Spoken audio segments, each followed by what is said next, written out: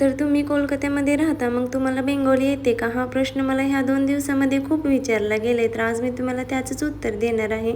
सोबतच routine share करते. सकाळी लवकर उठले होते. सुट्टी होती, अभिच्या पप्पांना पण काम होतं म्हणून ते दुकानात चालले होते. त्यांना नाश्ता वगैरे बनवून दिला. अभिरला पण जेवण वगैरे दिलं. नंतर मी जेवण केलं, थोडंसं स्किन केअर केलं आणि संध्याकाळी आम्ही मूव्ही बघण्यासाठी जाणार होतो.